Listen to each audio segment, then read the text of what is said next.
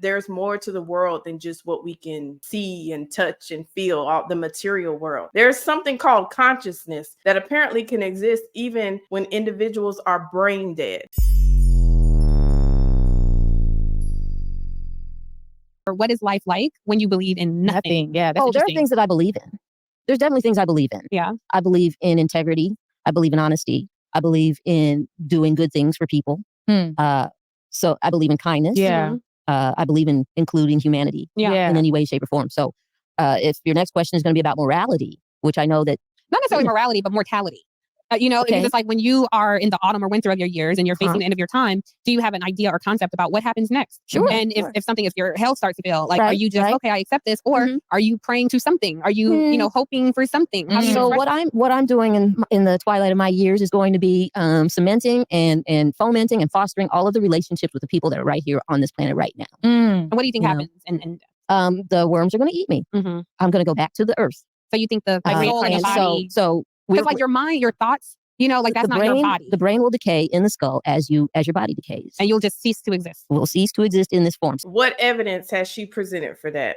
Obviously, our bodies are going to decay. That's one of the things that happens. But she's presupposing that the world is just made of material. So physical things, that there is no supernatural world. There's no immaterial world. That's a presupposition. She never proved that. She just believes that without no ounce of evidence for it. She just is like, I'm just going to die and that's going to be it. But I wanted to bring up this article that I found. This is written by Gary Habermas. Now, a few weeks ago, I asked y'all, who's your favorite apologist? And I had his name on the list, and a lot of people was like, I don't even know who that is. Y'all need to go find Gary Habermas's website. You need to go get his book. He just wrote like a 4-volume book on all the proof of the resurrection. So y'all definitely go support him. But he's got plenty of free blogs and videos and stuff on YouTube anyway. So he's got this article about near-death experiences. All right, accounts of near-death experiences are by no means restricted to recent times along with similar phenomena. They've been reported throughout history, yet they have commanded far more interest in the last few decades. Many readers appear to be enamored by the supernatural sounds of the reports themselves, claiming of floating above one's dying body, traveling down a dark tunnel, encountering or even being welcomed by a loving being of light, perhaps meeting deceased loved ones, hearing beautiful sounds and seeing wonderful colors, and then afterwards losing the fear of death. For many of these phenomena alone are enough to account for the widespread interest in near-death experiences. But critics sometimes charge that even similar sightings such as these may indicate nothing more than the presence of common brain chemistry among humans. Perhaps this is simply what happens to the human brain when it nears a state of personal and final extinction.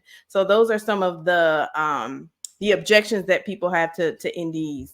All right, so he goes on to say, however, some NDE reports are accompanied by evidential claims. In these cases, the dying persons report data that can often be verified. The closer the individual is to death, and the more detailed the evidential report, the more able the experience is to answer in subjective claims like those regarding common brain physiology. For example, in dozens of NDE accounts, the dying person claims that precisely during their emergency, they actually observed events which were subsequently confirmed. These observations may have occurred in the emergency room when the individual was in no condition to be observing what was going on around them. Sometimes the data are reported from a distance away from the scene and actually may not have been observable from the individual's location, even if they had been healthy with the normal use of their senses. All right, in more evidential cases, the dying person reported their evidential observations during extended periods of time without any heartbeat. On rare occasions, no brain activity was presented in the individual either. Further, blind people have also given accurate descriptions of their surroundings, even when they had never seen anything either before or since. All right, so here's a documented case that he brought up, and I just wanted to go into this. Okay, he says, one well-documented case involved a little girl who had very nearly drowned and who did not register a pulse for 19 minutes. Okay, she was gone for 19 minutes. Her emergency room physician, pediatrician Melvin Moore, so we got a name here, states that he stood over Katie's lifeless body in the ICU.